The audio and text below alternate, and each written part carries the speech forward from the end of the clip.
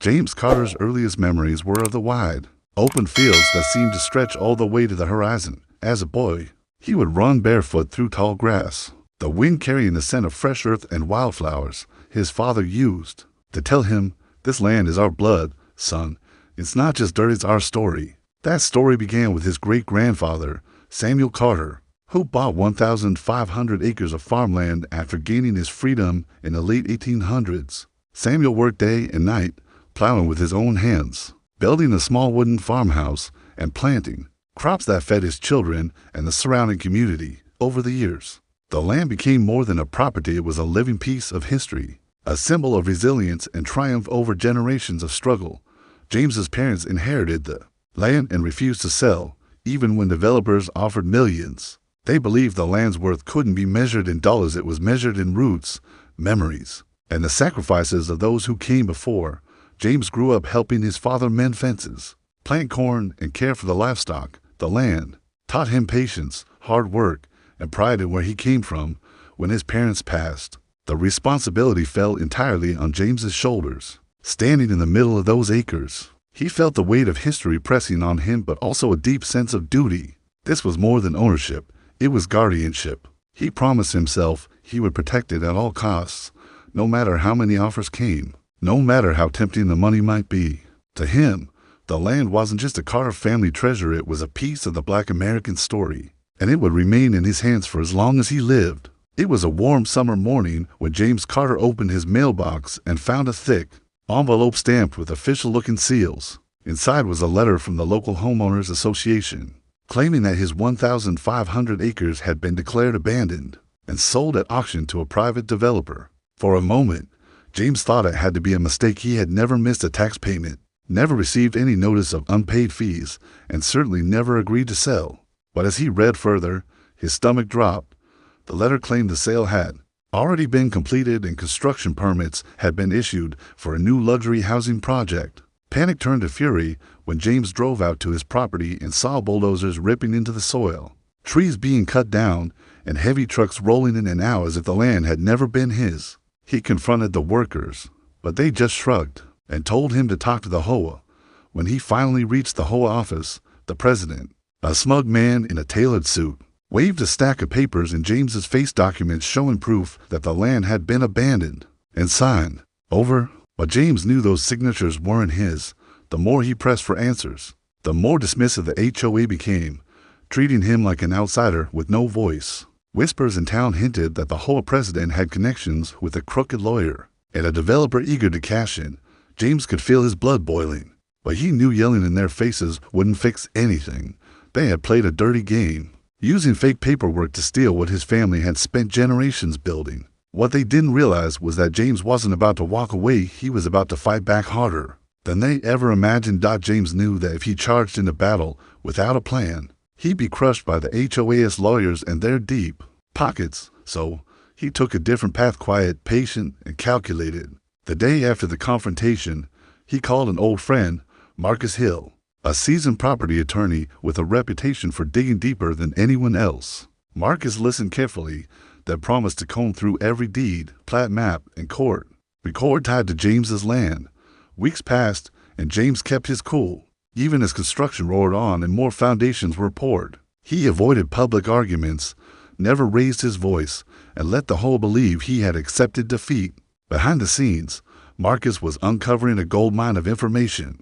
Buried in county records was a shocking detail. The HOA's fraudulent sale only applied to a portion of the property. The rest, several key acres, had never been transferred, never sold, and still belonged to James. Even more incredible, these untouched acres sat directly under dozens of houses already built or under construction. That meant the homeowners, the same home members who had stolen from him, were living on land he still legally owned. It was the kind of leverage most people only dream about. James's heart pounded as Marcus laid out the plan. They would quietly secure the proof, file the ownership claims in court, and let the law do the talking. No shouting, no protests, just cold, undeniable legal power. James realized that this wasn't just about getting back what was his. This was about turning the tables so completely that the whole would regret ever crossing his family. The trap was set. All he had to do now was wait for the perfect moment to spring it. When the day finally came, James walked into the courthouse wearing his father's old suit, a quiet reminder of the man who taught him never to back down, the HOA president, and his lawyer sat across the aisle, smirking as if the outcome was already decided. But their confidence began to crack when James's attorney, Marcus, presented the original deeds, tax receipts, and survey maps proving James still owned the very land beneath their homes. Every document was authenticated, every signature verified, every date matching perfectly. The judge leaned forward, his tone growing sharper with each passing minute. "It appears," he said, "that not only did Mr. Carter never abandon his property, but the whole authorized construction on land they had no legal right to use." The room fell silent. The verdict was swift. James Carter was the rightful owner of dozens of homes in the HOA's prized neighborhood. Within days, legal notices went out to the shocked homeowners, many of whom had cheered when James's land was taken, giving them two choices: purchase their homes from him at full market value or vacate within 60 days. Some tried to negotiate, others begged for leniency. James, remembering the arrogance and cruelty they showed him, stood firm but fair. The same HOA president who once waved fake documents in his face now had to sign a legitimate sales contract, paying James a sum that made even the courtroom clerks raise their eyebrows. Every signature, every payment, felt like a piece of justice being restored. James didn't just win, he flipped the entire situation on its head. For the first time in months, he left the courthouse smiling, knowing that the power was finally back in the right hands. With the money from selling the houses, James wasted no time reclaiming what was rightfully his. Piece by piece, he bought back every acre of the land the HOA had stolen. When the final deed was signed, he drove out to the farthest edge of the property and stood there, breathing in the familiar scent of pine and fresh soil. The land was whole again, but James didn't want to simply fence it off and keep it to himself.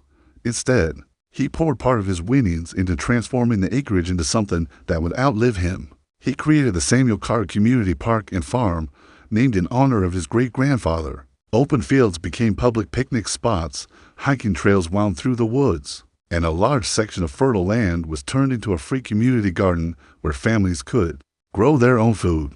Children, who had only known concrete streets, now chased butterflies across the grass. Elderly neighbors came to tell stories under the shade of oak trees older than anyone alive. News of James's victory and generosity spread far beyond the county, inspiring others to fight for their rights and heritage. The once powerful HOA dissolved in disgrace, its leaders avoiding the very community they had tried to control. James never gloated, but when asked how he managed to win, he would simply smile and say, "Know your history, know your rights, and never let anyone take what your family built." As the sun set over those 1,500 acres, the golden light danced across the fields, and James felt at peace. His great-grandfather's dream had not only survived, it had grown stronger, rooted deep in the soil and in the hearts of everyone who walked upon it. If you enjoyed this story, don't forget to like, comment, and share to spread the word. Subscribe to the Silent Side USA for more powerful stories you won't forget.